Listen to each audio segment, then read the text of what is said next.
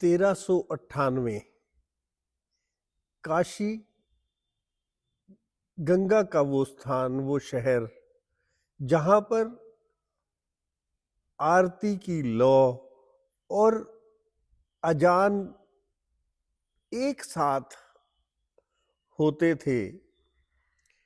लहर तारा तालाब के पास एक छोटा सा बालक मिलता है जिसके कोई माँ का पता नहीं, बाप का पता नहीं, चेहरे पर एक तेज।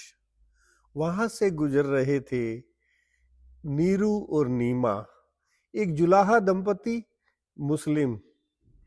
उन्होंने उस अद्भुत बालक को देखा। उनके कोई संतान भी नहीं थी।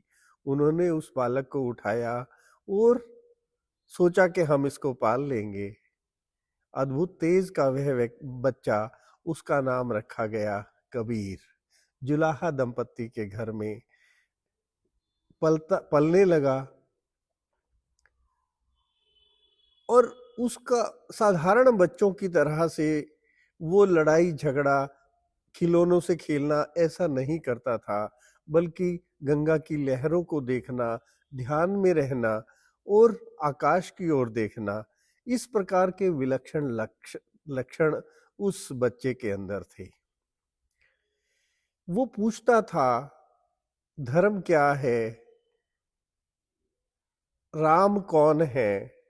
वो एक गुरु बनाना चाहता था और उस समय रामानंदी परंपरा के रामानंद जी काशी के अंदर बहुत बड़े संत थे।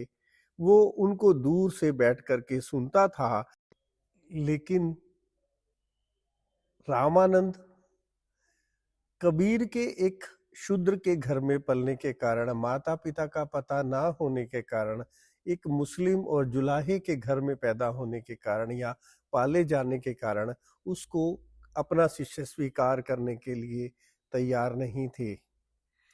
15 वर्ष की आयु में कबीर जी एक घाट पर जाकर के सुबह लेट जाते हैं, जहां से रामानंद जी गंगा स्नान करने के लिए आते हैं अंधेरे के अंदर। तो उनका पैर कबीर जी से टकराता है और उनके मुंह से शब्द निकलते हैं, राम राम कहो। और यही राम राम कहो का वाक्य वो कबीर जी अपना ध्येय वाक्य बना लेते हैं और उसी को अपना शब्द में परिवर्तित कर लेते हैं, अपने ध्यान में परिवर्तित कर लेते हैं। और उसी दिन से उनको एक गुरु मंत्र मिल जाता है, राम।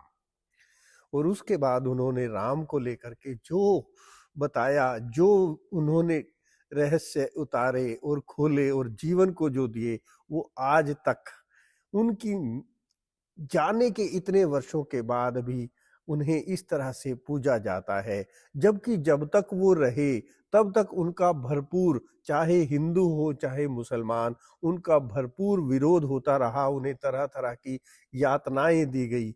उन्होंने कहा कि माला फेरत जग भया, फिरा नमन का फेर, कर का मन का डार के, मन का मन का फेर। यानी माला फेरने से कुछ नहीं होने वाला जब तक आपके हृदय के अंदर, मन के अंदर परिवर्तित नहीं होता। कर का मन का, यानी कि हाथ से जो हम माला फेरते, कर मतलब हाथ के माला फेरने की बजाय मन के को, यदि अपने मन के को यदि फेरा जाए, उस पे काम किया जाए, उससे ध्यान किया जाए, तो हम किसी स्थान पे पहुंच सकते हैं, किसी बात को, किसी परमात्मा को पा सकते हैं, ईश्वर तत्व को पा सकते हैं।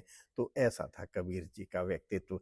यदि आपको ये वीडियो पसंद आई है तो निश्चित रूप से इसे अपने दोस्तों, मित्रों, अपने फॉलोअर्स को भेजें और मुझे भी बताएं कमेंट बॉक्स में, जिससे कि मैं आगे भी आपके पास इस प्रकार की वीडियोस ला सकूं।